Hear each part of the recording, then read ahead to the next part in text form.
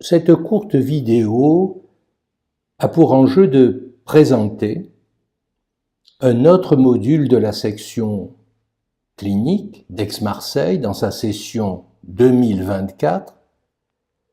Et ce module a nom Atelier d'élucidation des pratiques cliniques.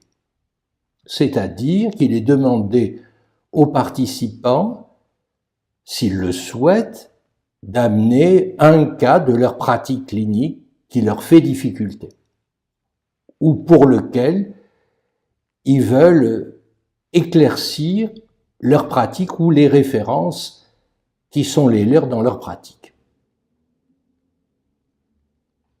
J'isolerai un point dans le cadre de l'atelier d'élucidation des pratiques cliniques, c'est ce qu'on appelle la construction du cas.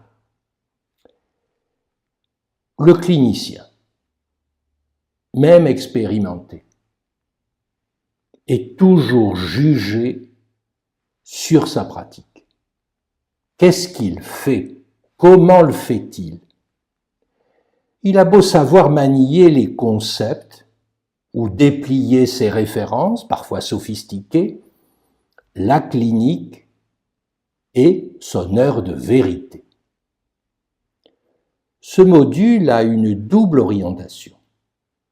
Premièrement, repérer, isoler, identifier ce que le clinicien, psychiatre, psychologue ou autre de formation rencontre dans la clinique, la sienne, souvent sous la forme d'un insupportable.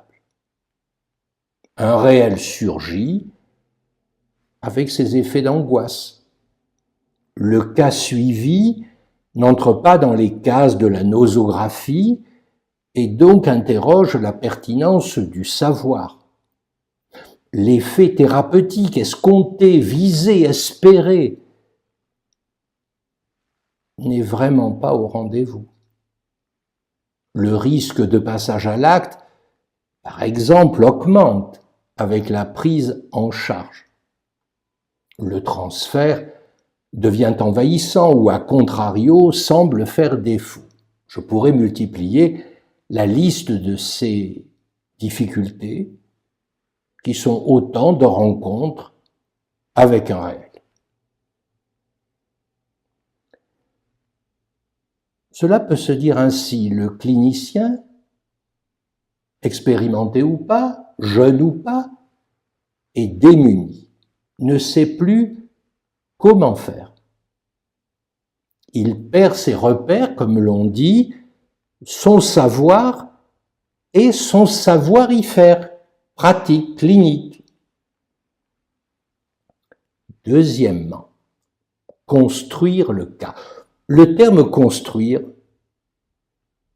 peut heurter.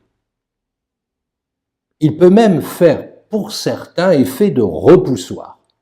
Ne faudrait-il pas au contraire prendre la parole du sujet, ou si on emploie un autre terme de la fin de l'enseignement de Lacan, la parole du parlette comme elle vient, s'y émerger sans retenue, bref, voir d'abord pour savoir ensuite. Cela se dit encore ici ou là. Construire le cas serait une distance théorique, une mise à l'écart, une rationalisation défensive, voire une intellectualisation qui nous éloignerait du hic et nunc de la pratique clinique. Seul l'empirisme clinique serait la conduite juste. Notre affirmation tombe, et je le dis cash. Cette orientation se révèle fausse et même dangereuse. Pourquoi? Oui, pourquoi? La psychanalyse démontre que chaque concept, chaque élément de la doctrine, chaque formulation référentielle, légitimée par la citation, etc., a ses conséquences cliniques. et que chaque action, voire acte, même le plus modeste, le plus limité, ne peut être réduit à une illustration. Autrement dit, chaque acte, chaque pratique clinique fait référence à un concept, même si le clinicien l'ignore, et lorsqu'il commence à le repérer, ne veut surtout rien en savoir. Construire le cas n'est pas le réduire à une illustration d'une clinique universelle qui procéderait pour tout X se trouve vérifier telle ou telle proposition. C'est repérer, identifier, déliner, trouver le terme qui vous convient. Au contraire, comment chacun se débrouille, bricole, avec le réel de la jouissance qu'il rencontre, lorsque dans la psychose, notamment, le nom du père fait défaut, et lorsque la signification à tout faire, issue de l'Oedipe, ce qu'on appelle la signification phallique, s'avère inopérante. Il faut entendre ceci, et qui fait si vous voulez bien, le sel de cet atelier. Et le terme d'atelier est à noter, c'est-à-dire un dispositif modeste, un dispositif au service des participants, et non pas un dispositif qui saurait a priori ce que la clinique doit être. Donc la construction du cas s'oppose à l'errance clinique. Seule cette orientation assure une prise en charge, disons-le, digne de ce nom. Et cette orientation, c'est celle que les patients, les malades hospitalisés doivent exiger du clinicien. Il faut qu'elle soit digne de la confiance qu'ils font à ceux auxquels ils s'adressent. Tel est l'enjeu de ce module. Chaque cas présenté fera l'objet d'un travail suivi avec les enseignants, là aussi du sur-mesure. Il sera ensuite exposé devant le groupe des participants, des pairs en quelque sorte, P-A-I-R-S, et discuté pendant l'atelier. Cette présentation, présenter un cas dans le cadre de cet atelier, se fait à partir du volontariat des participants. Cette brève vidéo avait donc pour but de faire entendre en quoi et comment le clinicien est toujours jugé sur sa pratique. Juger ne doit pas être pris comme un terme moralisateur ou issu d'un surmoi féroce.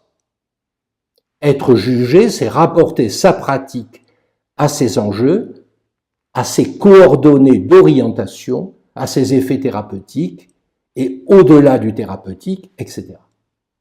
Autrement dit, juger n'est pas se soumettre à un surmoi qui dirait le vrai sur le vrai, mais c'est accepter que la clinique puisse être interrogée, puisse être questionnée, puisse être remise en cause.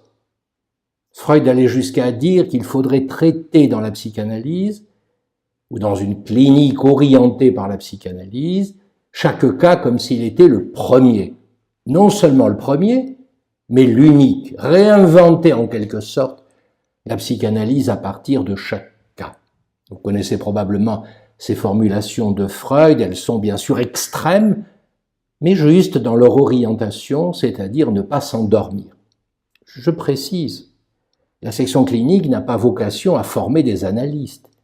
Le prétendre serait scandaleux.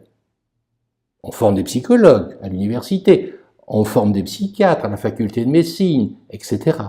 La psychanalyse, bien sûr, relève de l'épreuve que l'on fait soi-même de l'inconscient dans une cure, et que donc la section clinique, j'insiste, ne forme aucun analyste, mais elle prétend que les concepts de la psychanalyse peuvent interroger, questionner, orienter la psychiatrie et la psychologie, en ceci qu'elle est liée à la psychiatrie par le biais de la grande nosographie de la psychopathologie générale.